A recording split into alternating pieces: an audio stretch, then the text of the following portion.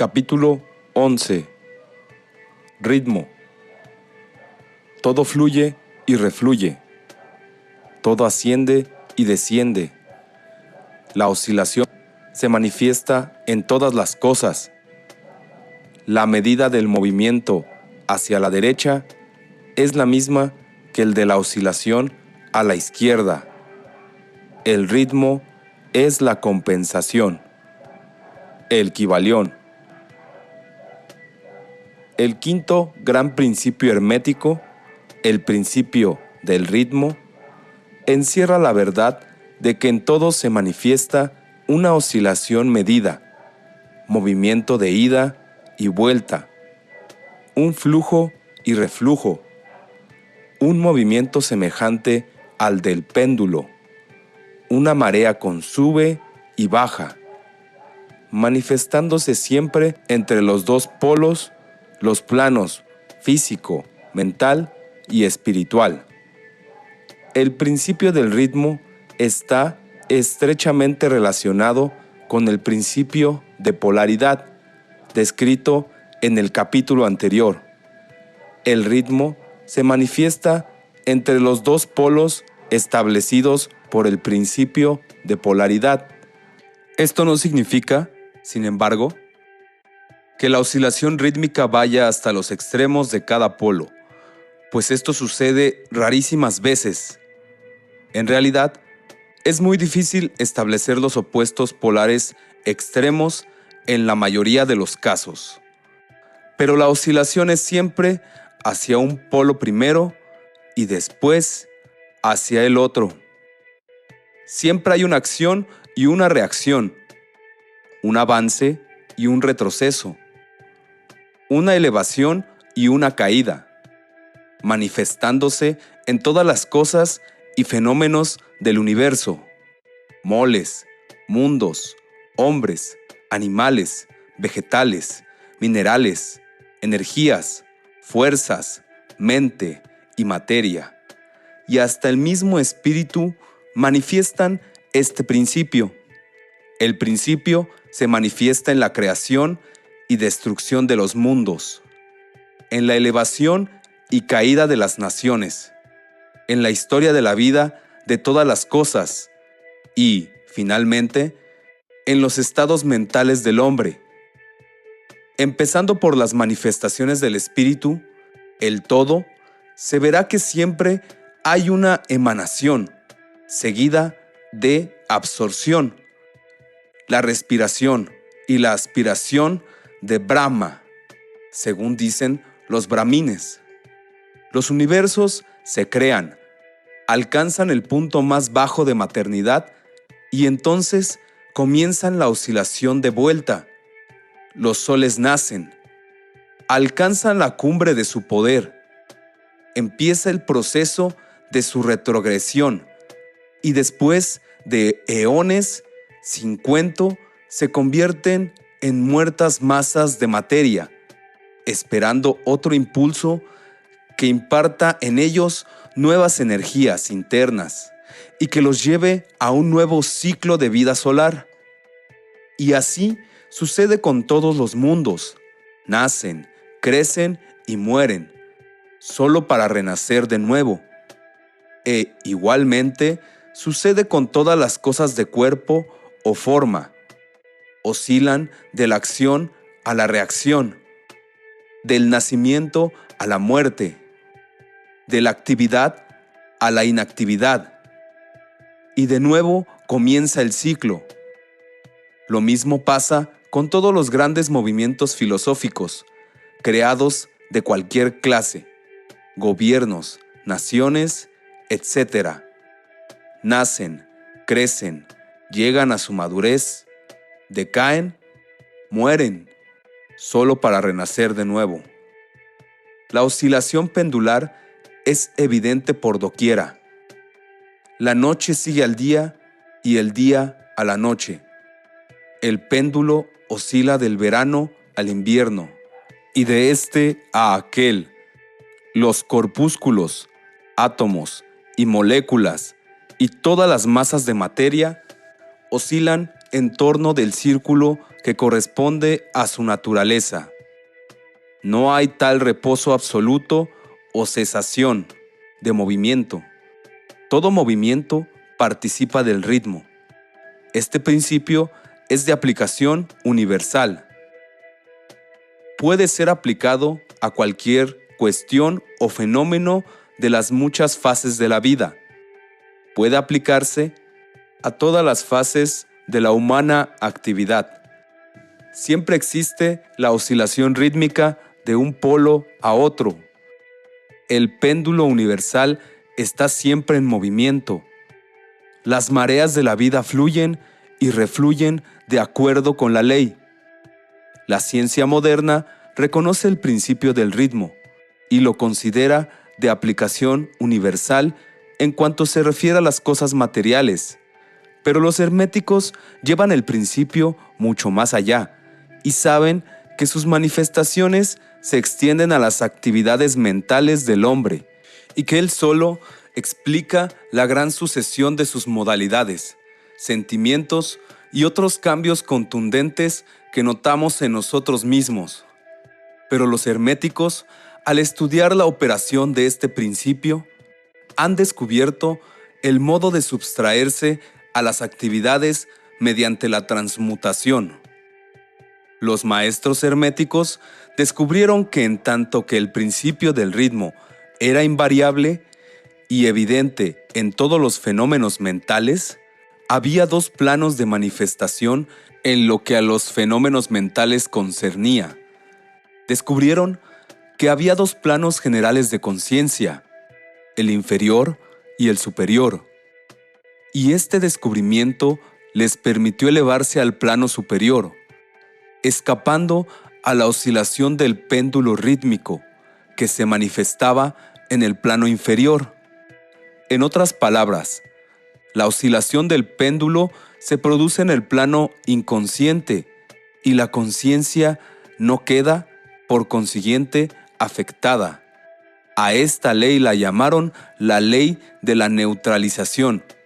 Su operación consiste en elevar al ego sobre las vibraciones del plano inconsciente de la actividad mental, de manera que la oscilación negativa del péndulo no se manifieste en la conciencia y no quede uno afectado por ella.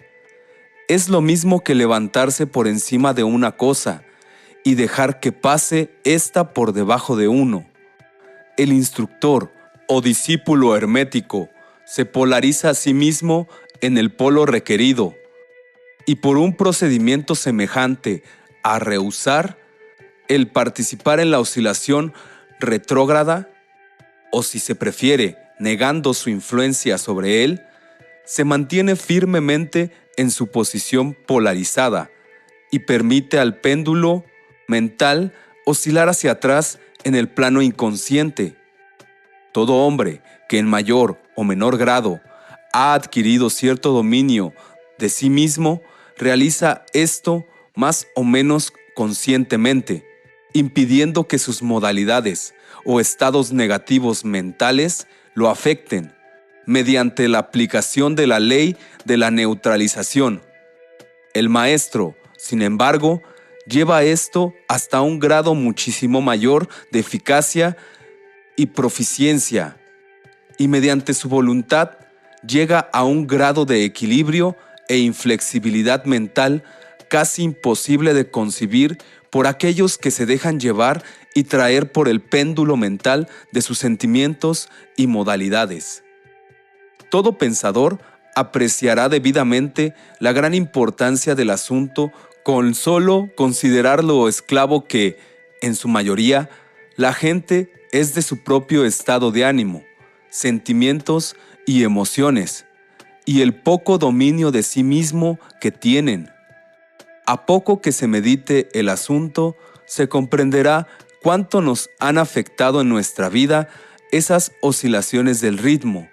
Como a un periodo de entusiasmo ha seguido un correspondiente periodo de depresión. Igualmente, tenemos periodos de valor, que son seguidos de periodos de desaliento y miedo.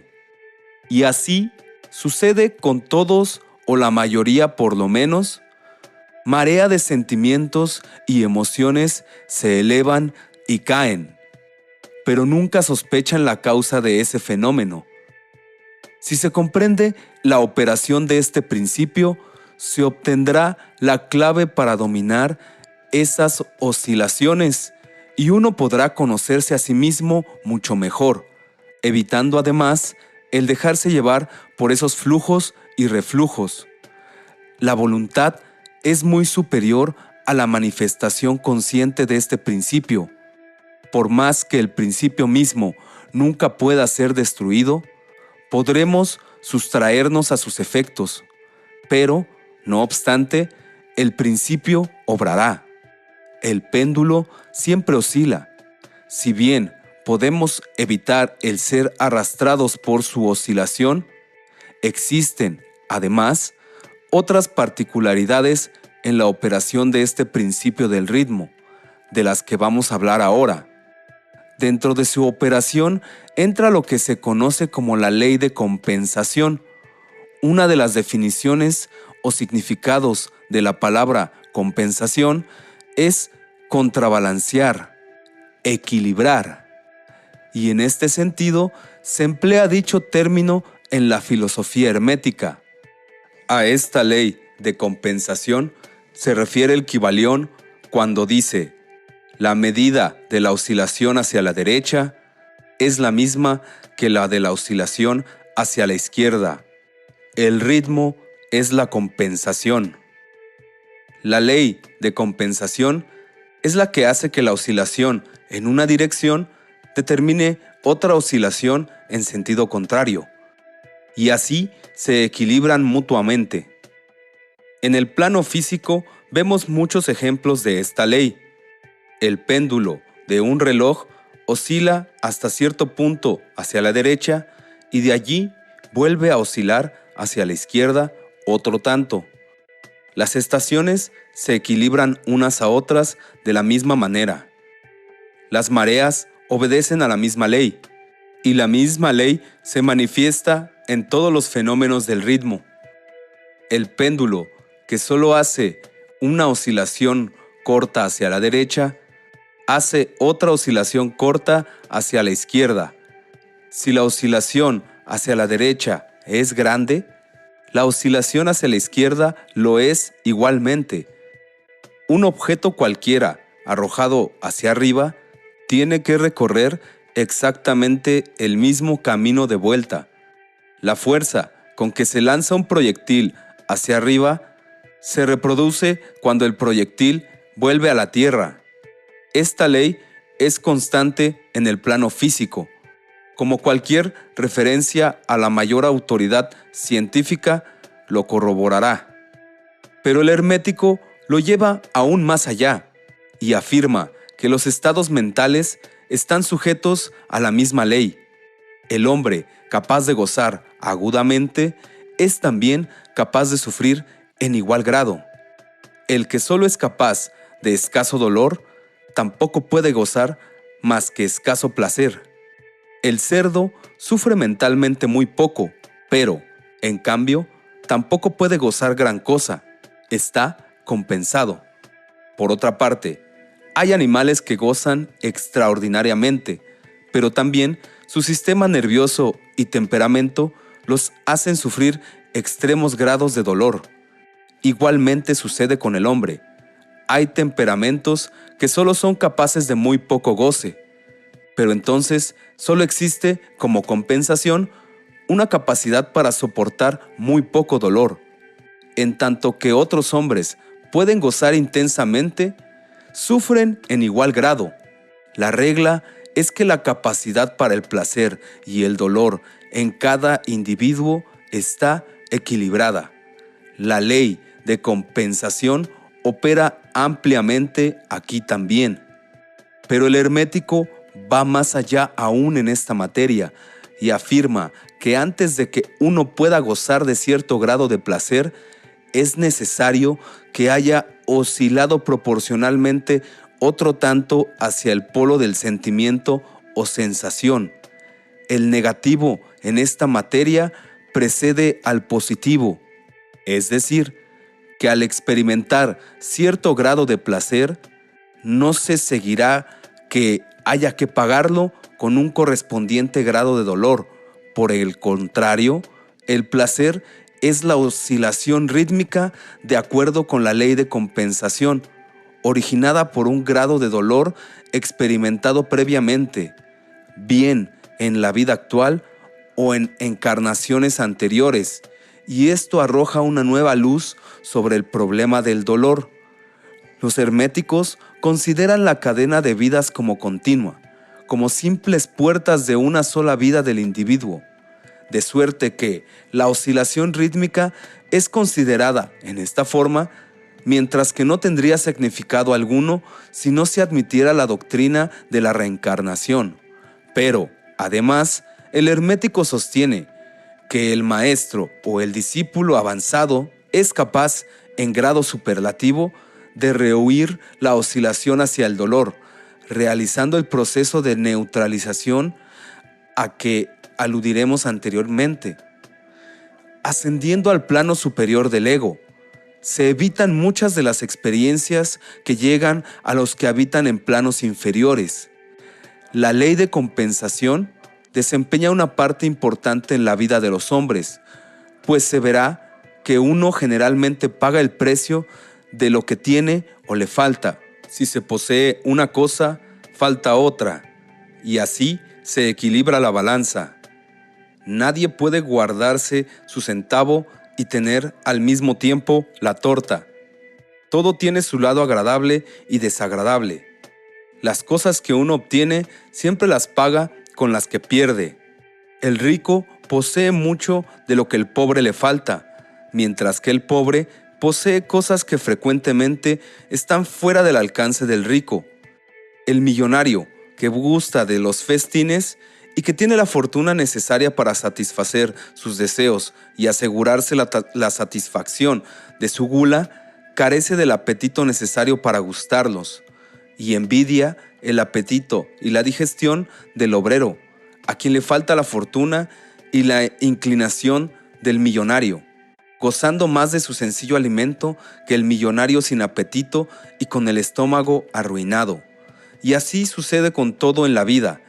La ley de compensación está siempre obrando, equilibrando y contrabalanceando las cosas continuamente. En la sucesión del tiempo, aunque la oscilación del ritmo tarde varias vidas enteras. Capítulo 12. Causalidad. Toda causa tiene su efecto. Todo efecto tiene su causa. Todo ocurre de acuerdo con la ley. Azar no es más que el nombre que se le da a la ley no reconocida. Hay muchos planos de causalidad, pero ninguno escapa a la ley. El Kybalión. El sexto gran principio hermético, el principio de causa y efecto, encierra la verdad de que nada sucede casualmente, que la casualidad es solo un término que indica la existencia de una causa no reconocida o percibida, que el fenómeno es continuo, sin soluciones de continuidad. El principio de causa y efecto está tras todo pensamiento científico, antiguo o moderno, y fue enunciado por los instructores herméticos de los tiempos primitivos. Y si bien han surgido muchas discusiones y disputas entre las varias escuelas de pensamiento, esas disputas han versado especialmente sobre los detalles de la operación del citado principio y también sobre el significado de determinadas palabras.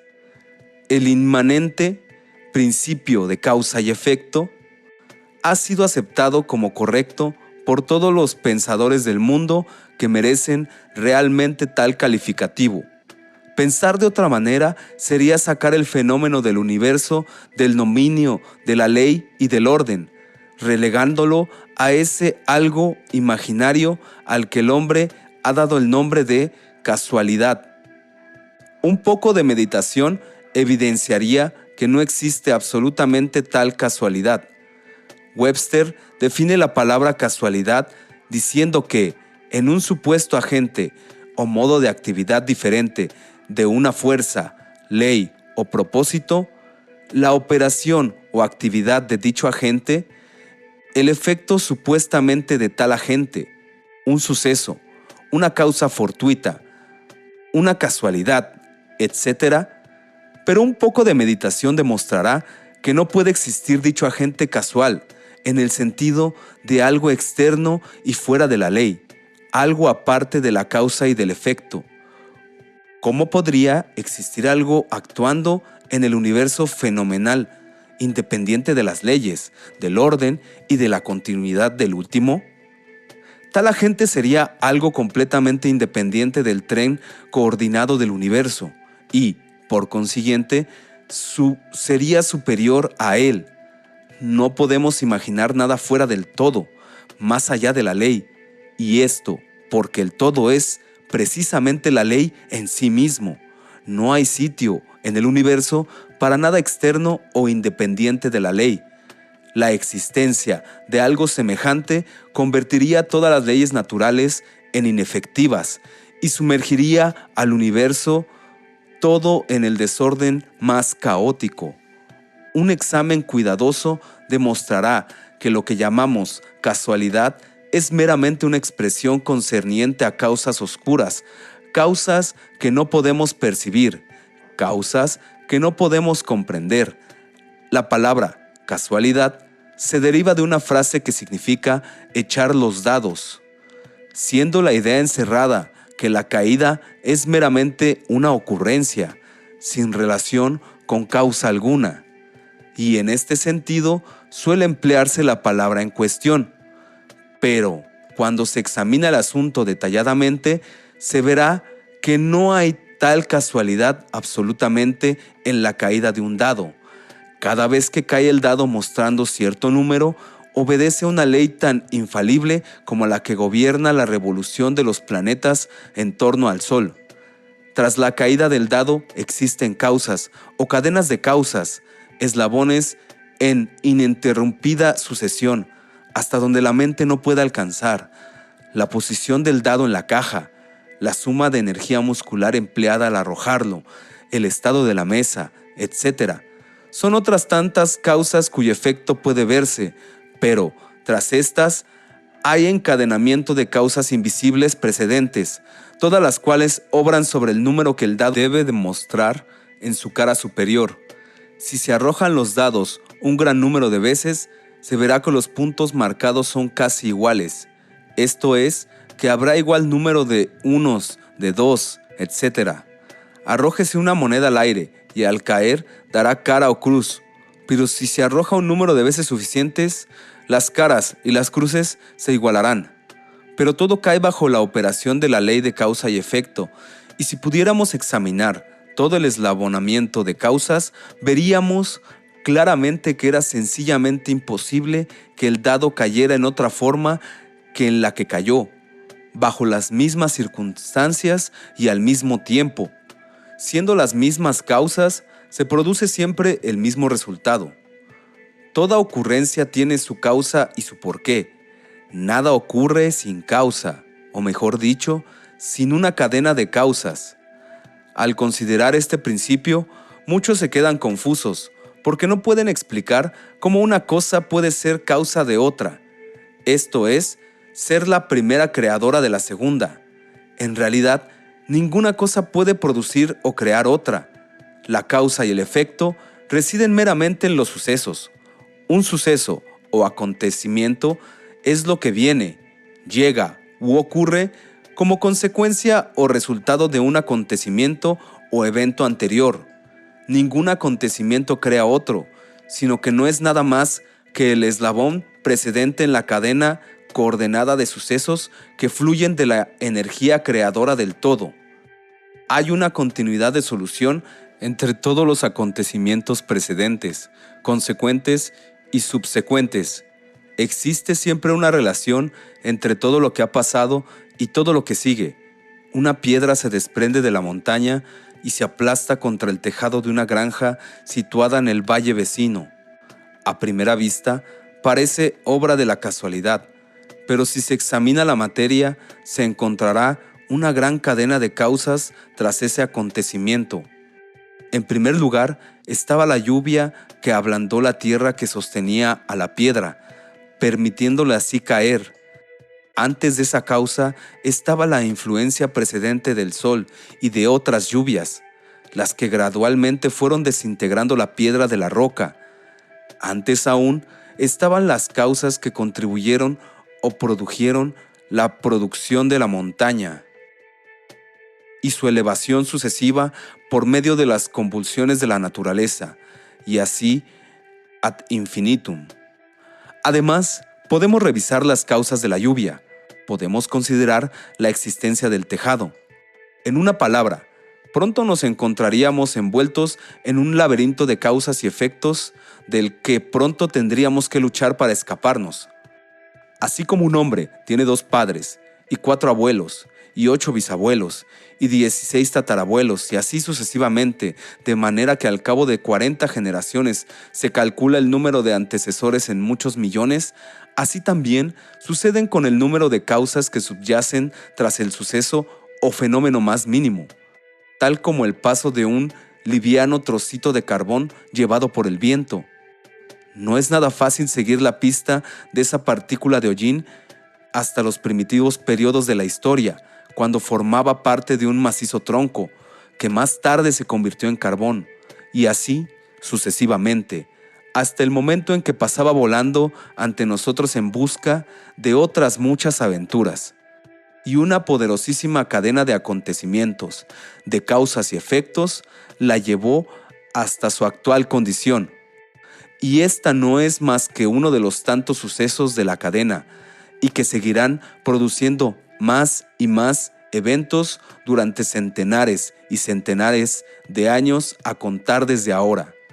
Una de las series de acontecimientos originados por esa partícula de hollín flotante ha sido el escribir estas líneas, lo que ha obligado a un tipógrafo a realizar cierto trabajo. Esto despertará en vuestras mentes ciertos pensamientos, así como en la de los demás, los que a su vez afectarán a otros, y así sucesivamente, hasta donde la mente no pueda alcanzar, y todo por el simplísimo vuelito de una partícula de hollín. Todo lo cual muestra la relatividad y asociación de las cosas, y la deducción consiguiente de que nada hay grande ni pequeño en la mente, que todo lo creó. Meditemos un momento. Si cierto hombre no hubiera encontrado a cierta mujer en la obscura edad de piedra, vos, que estáis ahora leyendo estas líneas, no estarías ahora aquí. Y sí, quizá, la misma pareja no se hubiera encontrado, los que escribimos estas líneas tampoco estaríamos aquí. Y el mismo hecho de que nosotros, por nuestra parte, escribamos, y de que vos leáis por la vuestra, afectará no solamente nuestras propias vidas, sino que también tendrá un efecto directo o indirecto sobre muchas otras personas que viven actualmente o que vivirán en las edades por venir. Todo pensamiento generado en nuestra mente, todo acto realizado, tiene sus resultados directos e indirectos, que se eslabonan coordinadamente en la gran cadena de causas y efectos. No deseamos entrar a discutir sobre el libre albedrío y el determinismo en esta obra por múltiples razones. Entre otras muchas, la principal es que ningún lado del asunto es completamente exacto, siendo en realidad ambos parcialmente verdad, de acuerdo con las enseñanzas herméticas. El principio de polaridad demuestra que ambos aspectos son medias verdades, los opuestos polos de la verdad. La verdad es que el hombre puede ser a la vez libre y limitado por la necesidad, dependiendo todo del significado de los términos y de la altura de la verdad desde la cual se examine el asunto. Los antiguos escritores expresaban el punto diciendo que, cuanto más lejana está la creación del centro, tanto más limitada está, Cuanto más próxima está del centro, tanto más libre está. Los hombres, en su mayoría, son más o menos esclavos de la herencia, del medio ambiente, etc., y manifiestan muy poco libre albedrío. Se ven arrastrados por las opiniones, costumbres y pensamientos del mundo externo, así como también por sus emociones, sentimientos y modalidades. No manifiestan el menor dominio de sí mismos que merezca ese nombre, y con indignación rechazan esa afirmación diciendo: yo puedo obrar ciertamente con plena libertad y hacer todo lo que se me dé la gana. Hago precisamente lo que quiero hacer, pero no pueden explicar por qué o de dónde viene el necesito y me gusta. ¿Qué es lo que hace querer una cosa con preferencia a otra? ¿Qué es lo que hace gustar una cosa y no otra? ¿No hay ninguna razón para sus gustos y necesidades? El maestro puede transformar los agrados y necesidades en otros en el extremo opuesto de su polo mental. Puede y tiene la capacidad de querer en vez de querer porque algún sentimiento, modalidad, emoción o sugestión del medio ambiente despierte en él una tendencia o deseo de hacer tal o cual cosa. La mayoría de los hombres es arrastrada como si fuera una piedra, obedeciendo al medio ambiente, a las influencias externas, a las modalidades, deseos y emociones internas, etc., por no hablar de los deseos y voluntades de los demás que son más fuertes.